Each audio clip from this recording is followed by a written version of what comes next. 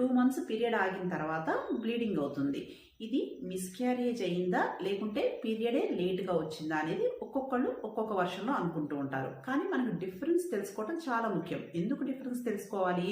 In case అది period లేట్గా వచ్చి హార్మోన్స్ ఇంబ్యాలెన్స్ అయితే అది కరెక్ట్ చేసుకోవాలి.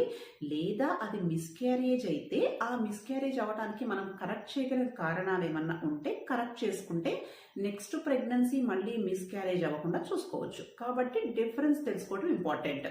ఆ డిఫరెన్స్ మనకు ఎలా తెలుస్తుంది? పీరియడ్ ఒకవేళ లేట్గా 2 మంత్స్ తర్వాత వచ్చినట్లయితే యూజువల్గా నార్మల్ పీరియడ్ లాగానే అవుతుంది.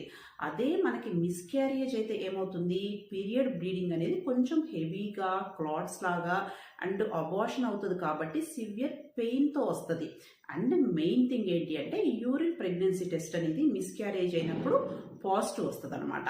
కాబట్టి ఈ రెండింటికి డిఫరెన్స్ తెలుసుకుంటే మనకి దేని వల్ల పీరియడ్ ఇలా వచ్చింది అనేది కరెక్ట్ చేసుకోవడం అనేది ఈజీ అవుతుంది. ఓకేనా? Thank you.